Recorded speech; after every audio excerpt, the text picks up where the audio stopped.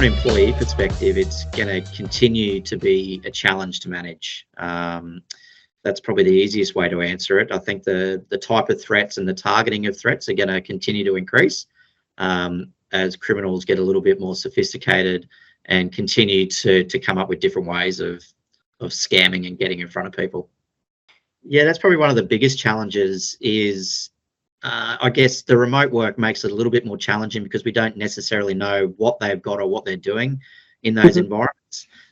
So the key element is an education component from a user perspective, and looking at ways in how we can change an individual's behavior, not just at a corporate level, if that makes sense. It's more about individually, what do they need to be thinking about to change their, I guess, thoughts around cyber and the impact it'll have on them personally. Yeah, I guess the biggest thing is engagement.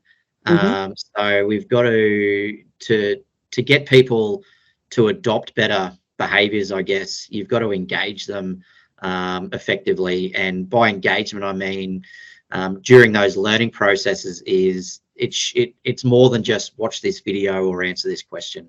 It's got to be some sort of I guess we do it from a gamification perspective. So gamifying some of that to make it engaging, make it fun, which people will remember and retain that knowledge more effectively. And then they have those little stories they can take away and continue to think about.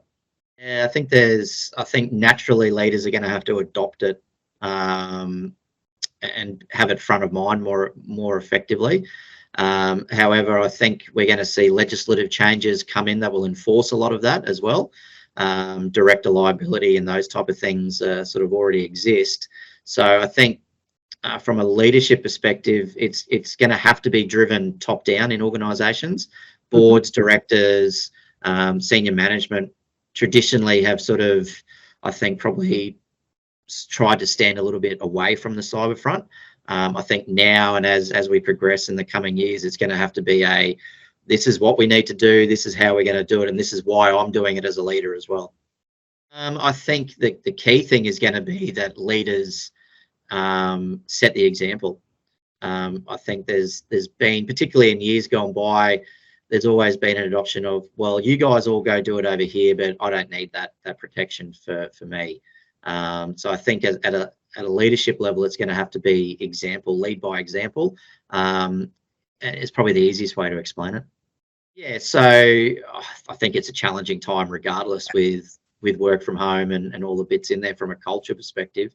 When we look specifically at security, I think the lead by example should, in theory, allow people to be a little bit more, relaxed isn't the right word. They need to be more confident in speaking up, I guess. It's not slapping people down for reporting an incident or for clicking the link incorrectly. I think we've got to encourage an environment of, okay, I've done this, I can report this, I'm not going to get in trouble for reporting it, so it can be investigated. Because what we see is a lot of organisations have traditionally been quite negative on that front. If you click the link, you get reprimanded.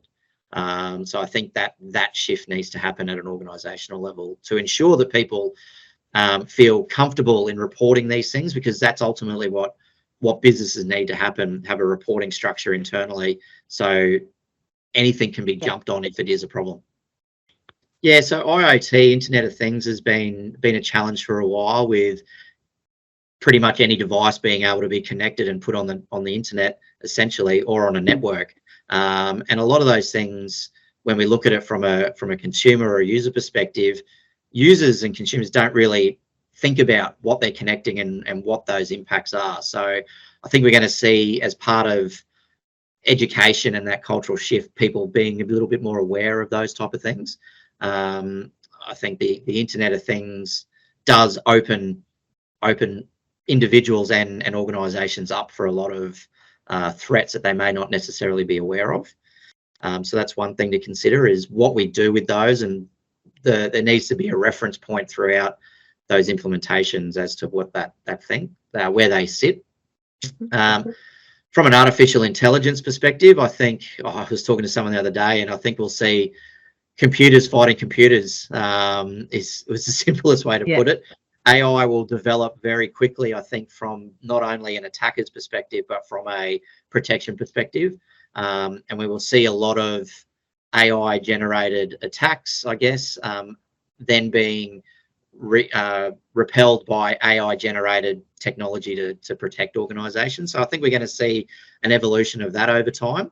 But from a user perspective, AI makes it really challenging because of the way that the attackers can really much more quickly adopt and change and implement, particularly around phishing and scams and things like that. AI is going to have a real impact on how we educate and protect our users, because the technology, a lot of the technology isn't going to be able to stop these things, because where the attackers are moving more to that social engineering side of things more effectively, and AI is enhancing that. Bottom line, it needs to be better. I think there's still a lot of gaps in that process, in that ability to share information. I think there's still, I think from a government perspective, there's probably that big stick approach in you must report, which people and organisations see that as a risk to report, because I don't think there's a level of trust there that won't end up in a report or leaked all over the news. And that's probably the biggest challenge for business, I guess, is that reputational impact. But I think ultimately there needs to be a better structure for all the agencies and businesses and industry bodies to create more collaboration around what's happening, what has happened, how as a collective we can do better. There's a continual focus on the technology side and the policy side, and I think the biggest gap is on the people side as well. There's not a lot that I've seen in relation to policy and all that sort of stuff around how we improve our people's ability to respond to these incidents, not at a technical level, but as a individual user. You'd know the stats that sort of well above 80% of all incidents are human error or human based. So we need to be, I think, looking at how the human element plays a much bigger part in the overall strategy, and I don't think that's happening at any level. I think we're going to get to a point where some of this will be mandated, but I think even just as a base level business strategy, all businesses should be looking at incident response, whether they need to or not, whether they're going for compliance or accreditation, whether it's ISO or APRA or whatever that is. I think just as a good business practice, that should be in place. And even when we go back before cyber was such a big risk, we're talking, it's exactly the same process around things like disaster recovery and business continuity planning. Incident response and incident planning is not too dissimilar to that. It's a disaster response, it's a business continuity response. We just happen to be now talking specifically around that cyber, because there are different elements of what needs to be reported, I guess, and what those impacts are potentially greater. But yes, I think business as a standard should be looking at those. Will it be mandated? Look, I think so. I think at some point there's going to be policy enforced, and we'll see it now. We're seeing obviously critical infrastructure bills and things like that come through. I think we'll start to see that, and it'll be driven down when we look at where things happen at a government and big business and critical infrastructure. That will, by design, flow down to mid-size and small businesses, because they're the ones that are supplying to those industries and those areas. So they're going to have to be compliant in different levels anyway. Well, whether it's the right framework or not, it's a great start. I mean, Essential 8's a great framework for anybody to start from. But I think they need to be mindful about where that fits. And the challenge with any framework is context for the organisation. You can't mandate something when you don't necessarily know the context of that organisation, because what one organisation deems as secure is very different to what another organisation in a different industry. So I think they'll have to be industry focused. We look at finance and that sort of area, government in particular. There's a lot more private information that's circulating in those organisations versus the plumber down the road. And that plumber down the road could still be doing millions and tens of millions of dollars a year in turnover, but they don't have the private information that potentially. So I think what it needs to be done is defined on what those the PII, the private personal identifier information is, and how that's stored and protected. I think if we wrap it around that component, it probably makes more sense rather than at your business must. Yeah. Okay. I think there's best practice that, yes, you should be doing certain things within that framework anyway. There's no doubt about that. And as a framework, Essential 8 is a great start. I think they're so varied. You've got Essential 8, which still has 113 something controls in it when you look at it to get to level 3 maturity, versus ISO, which is 100 and something controls as well. So again, ISO or Essential 8 doesn't apply to everyone, but there's best practices within there that should apply. Yeah, I think to contribute to cyber successfully, I think it's just it's owning that it's a problem. And it's a challenge. And I think there's been a lot of, and I say this broadly, but I still think there's a lot of head in the sand, it won't happen to me type scenario going out there. And that's a terrible approach. I think there just needs to be a lot more, okay, yep, this is a challenge. This is something we as an organization and every organization needs to deal with. What can we do internally to address this? And I think it's just asking those questions and bringing it top of mind at a board, at a leadership level, it is probably the key element to enacting that change. Right. We're at a point now where we just can't ignore it. Yes, we have to acknowledge it. We have to invest in it. That's as simple as it is. And yes, it means that the way we used to do things are going to change. And we see that with lots of organizations where, but we've always done it this way. We've never been hit. We've never had a problem. Yeah, but that's not where we're at today. So there just has to be a willingness to change and adopt change throughout. I'll say it from a selfish perspective because this is what we do, but it has to be top mind. And even if I take what we do out of it, the stats show, and we've seen it, like, it doesn't matter how much technology we implement and how much we spend on monitoring and all this, which we have to do anyway. But at the end of the day, it becomes a people problem. Now, we're seeing not only technologies that are bypassing, that's the attacker's job, is to bypass the technology that's in place. And the technology in place can only adapt so much. And organizations can only adapt that technology so much. There's only so much technology you can actually implement. So at the end of the day, educating users on, even if it's the basics, what to look, when we still see it, what to look for in a phishing mail, why would you receive that SMS message, don't click on that link, be wary of that phone call you get, those type of things. And they're all things that, particularly phone calls and SMSs and things like that, that we as organizations, the technology can't protect.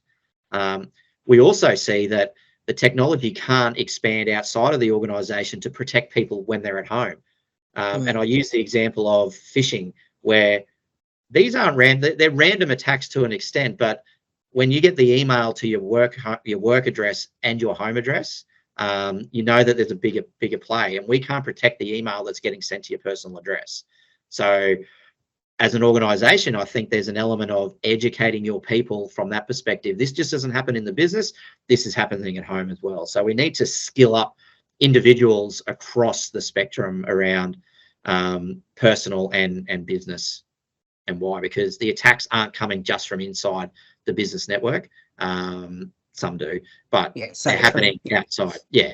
So I could get scammed and cost the company money by an email coming to my personal address. The business couldn't see that email, they can't scan that email, they can't do it, but it could still look like a legitimate request from the CEO of my company.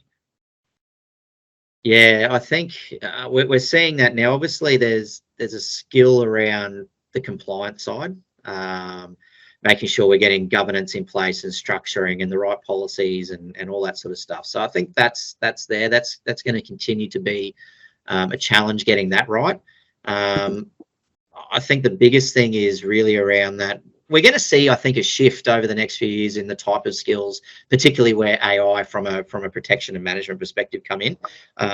However, I think there's a gap around the knowledge gap between the technology and the policy, and I think that's where we're starting to see a lot of challenges now. Is people can write policy, but they don't understand the technology. People can do the technology, they don't understand the policy, and there becomes a sort of a headbutting exercise in, well, we have to do this, but no, we don't. Yes, we do. No, we don't.